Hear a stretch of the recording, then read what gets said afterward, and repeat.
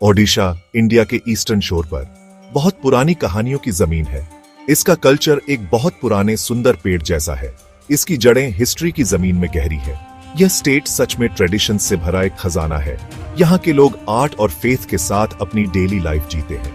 हवा में भी पुराने गीत और कहानियां गुनगुनाती रहती हैं। यह ऐसी जगह है जहां पास्ट प्रेजेंट को प्यार से गाइड करता है। ओडिशा की सोल एंशिएंट भी है और हमेशा यंग भी। ओडिशा में डाइवर्सिटी देखने में बहुत कमाल की है। बहुत सारी अलग अलग कम्युनिटीज यहाँ एक साथ रहती है। जैसे एक गार्डन में यूनिक फूल।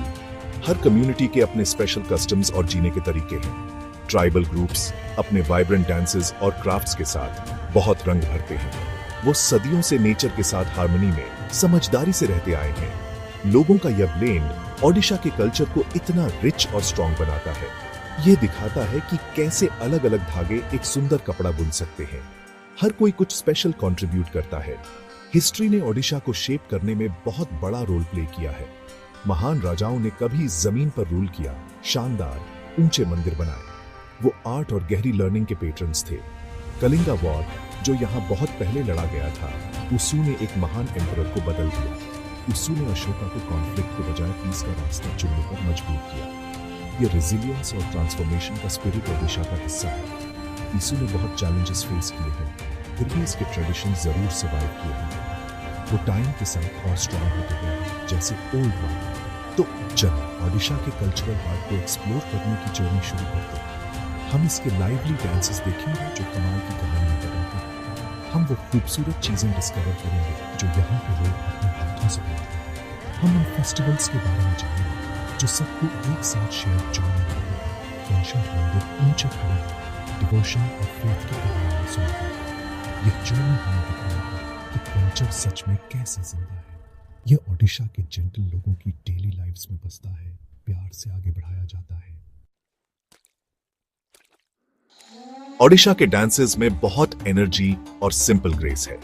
कलाहांडी रीजन का घुमुरा डांस बहुत पावरफुल है। यह पहले ब्रेव वॉरियर्स बैटल्स से पहले करेज इंस्पायर करने के लिए परफॉर्म करते थे। ड्रमर्स बहुत स्पिरिट के साथ बजाते हैं और डांसर्स रिथमिक सर्कल्स में मूव करते हैं। फिर है छाव डांस जो एक मार्शल आर्ट फॉर्म है। डांसर्स अमेजिंग कलरफुल मास्क्स पहनते हैं जो गॉड्स या डीमंस को रिप्रेजेंट करते हैं। वो रामायणा और महाभारता जैसे एपिक्स की कहानियां मूवमेंट से बताते हैं। ये डांसेस देखने लायक होते हैं। दलखाई डांस ओडिशा का एक और पॉपुलर फोक डांस है। यंग वुमेन इसे यूजुअली भाई जुंटिया जैसे फेस्टिवल्स पर परफॉर्म करती हैं।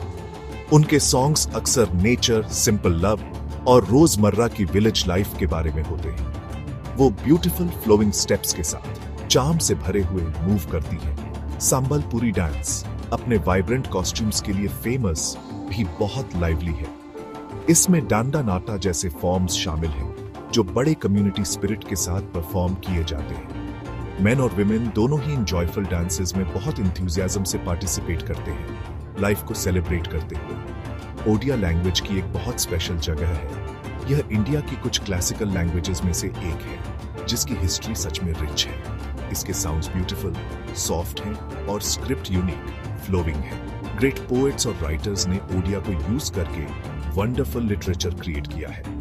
साराला दस ने सदियों पहले ओडिया महाभारता लिखी थी, सबके पढ़ने के लिए। फकीर मोहन सेनापति, एक फेमस नॉवेलिस्ट, ने ऑर्डिनरी लोगों के बारे में लिखा। उनके शब्दों ने ओडिया सोच और कल्चर को बहुत टाइम तक शेप किया है, बहुत दिलों को छुआ है। फोल्क स्टोरीज और म्यूजिक ओडिशा के गांवों की बिल्कुल धड़कन है। दादी नानी बच्चों को फैसिनेटिंग कहानियां सुनाती है। ये कहानियां गॉड्स, ब्रेव हीरोज और यहाँ तक कि बोलने वाले एनिमल्स से भरी होती है। वो लाइफ, काइंडनेस और अच्छाई के बारे में इंपॉर्टेंट लेसन सिखाती है। फोल्क म्यूजिक सिंपल इंस्ट्रूमेंट्स के साथ फेस्टिवल्स के टाइम हवा में घुल जाता है। खेती, प्यार और लोकल डिएटीज के गीत गहरी फीलिंग के साथ गाए जाते हैं। यह स्ट्रॉन्ग ओरल ट्रेडिशन हिस्ट्री और वैल्यूज को जेनरेशंस तक पहुंचाता है, यादों को जिंदा रखता है। ओडिशा के लोग सच में बहुत स्किल्ड आर्टिस्ट्स हैं। उनके हाथ सिंपल मटेरियल से असली मैजिक क्रिएट करते हैं। पिपली का एप्लिक वर्क देखिए, जिसे चांदुआ कहते हैं। यह देखने में इतना ब्राइट और वंडरफुली चीयरफुल होता है। आर्टिजन्स रंग बिरंगे कपड़े के छोटे पीसेस को एक बड़े बेस क्लॉथ पर सिलते हैं। वो फूलों, एनिमल्स और देवताओं के ब्यूटीफुल डिजाइन्स बनाते हैं। ये टेम्पल डेकोरेशंस और देवताओं के लिए कलरफुल अम्ब्रेलास में यूज होते हैं। पीपीली वर्क बहुत से रिलीजियस इवेंट्स और घरों में रंग और खुशी लाता है। रघुराजपुर एक स्पेशल गांव है, लगभग पूरा आर्टिस्ट्स का। यहाँ वो फेमस पट्टचित्रा पेंटिंग्स बनाते हैं। ये स्पेशली तैयार किए गए कपड़े पर ट्रेडिशनल स्क्रोल पेंटिंग्स होती हैं। आर्टिस्ट्स मिनरल्स और प्लांट्स से बने नेचुरल कलर्स यूज करते हैं। पेंटिंग्स में अक्सर लॉर्ड जागानाथ की लाइफ की कहानियां होती हैं। हर लाइन, हर एक रंग गहरी डिवोशन से भरा होता है। यह एंशिएंट आर्ट फॉर्म जनरेशन से फैमिलीज में चला आ रहा है। रघुराजपुर विजिट करना एक लिविंग आर्ट गैलरी में घूमने जैसा है। सच में एक इंस्पायरिंग एक्सपीरियंस। कटक सिटी अपने डेलिकेट सिल्वर फिलिग्री वर्क के लिए फेमस है। इस आर्ट को लोकल लोग तारकासी कहते हैं। स्किल्ड सिल्वर स्मिथ्स बहुत पतले सिल्वर वायर्स को ट्विस्ट और शेप करते हैं। वो खूबसूरत लेस जैसे इंट्रिकेट डिजाइन्स बनाते हैं जो बहुत सुंदर होते हैं। वो ब्यूटीफुल ज्वेलरी, छोटे डेकोरेटिव आइटम्स और यहाँ तक कि छोटी आइडल्स भी बनाते हैं। ओडिशा अपने हैंडलूम साड़ीज के लिए भी बहुत मशहूर है। संबलपुरी साड़ीज अपने unique tie and dye patterns, जिसे आइकेट कहते हैं, के साथ हर जगह फेमस है। ये टेक्सटाइल्स सच में आर्ट के वर्क्स हैं जो बड़े प्राइड से पहने जाते हैं। फेस्टिवल्स ओडिशा में बहुत खुशी और स्ट्रॉन्ग टुगेदरनेस के टाइम होते हैं। प्यूरी में रात यात्रा एक वर्ल्ड फेमस इवेंट है। यह लॉर्ड जगन्नाथ का ग्रैंड चैरियट फेस्टिवल है। उनके भाई बालाभाद्रा और बहन सुभद्रा भी उनके साथ ट्रैवल करते हैं। बड़े बड़े सजे हुए चैरियट्स को हजारों डिवोटेड लोग खींचते हैं। लोग पूरे इंडिया और दुनिया भर से आते हैं।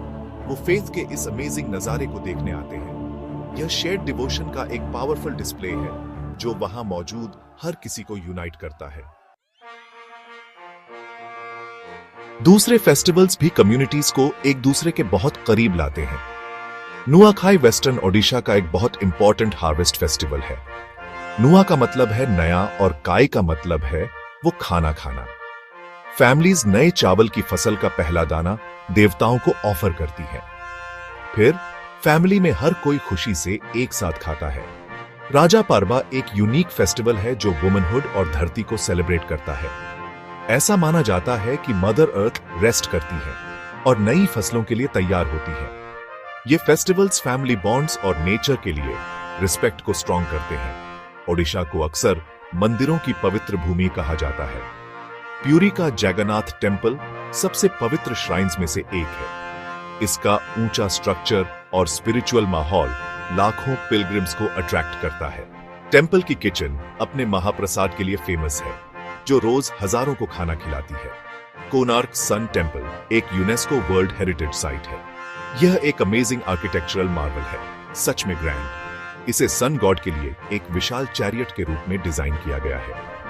इसकी पत्थर की कार्विंग्स अभी की हालत में भी सांस रोक देने वाली है, पुरानी कहानियां सुनाती हुई। ओडिशा का एक बहुत सिग्निफिकेंट बुद्धिस्ट पास्ट भी है। राटनागिरी, उदयगिरी और ललितगिरी के एंशिएंट साइट्स इंपॉर्टेंट हैं। ये मिलकर बुद्धिज्म का डायमंड ट्रायंगल बनाते हैं। ये कभी बुद्धिस्ट लर्निंग और फाइन आर्ट के बड़े सेंटर्स थे। एक्सकवेशन से पुराने मोनेस्टेरीज, ऊंचे स्टूपास और ब्यूटीफुल स्कल्पचर्स मिले हैं। ये साइट्स हमें उस टाइम के बारे में बताती हैं जब यहाँ बुद्धिज्म फला फूला था। वो ओडिशा की हिस्ट्री दिखाती हैं जिसमें अलग अलग फेथ्स और आइडियाज का स्वागत किया गया, पीस और अंडरस्टैंडिंग को प्रमोट किया गया। आज ओडिशा के ट्रेडिशंस बहुत जिंदा और अच्छे हैं। फोल्क सॉन्ग्स अभी भी गांवों में मीठे मीठे गूंजते हैं। वो खेतों में काम करते वक्त और खुशी के सेलिब्रेशंस के दौरान गाए जाते हैं। DHOL और मार्दला जैसे ट्रेडिशनल म्यूजिकल इंस्ट्रूमेंट्स लाइफ में रिदम ऐड करते हैं। कहानियां, डांसेस और क्राफ्ट्स बड़े ध्यान से आगे बढ़ाए जाते हैं। यंग लोग ये एंशिएंट आर्ट सीख रहे हैं, उन्हें वाइब्रेंट बनाए हुए हैं। पास्ट से यह कनेक्शन लोगों को एक स्ट्रॉन्ग आइडेंटिटी देता है। ओडिशा का कल्चर एक नदी की तरह बहता है, हमेशा अपने सोर्स से जुड़ा हुआ, जिंदा और सांस लेता हुआ।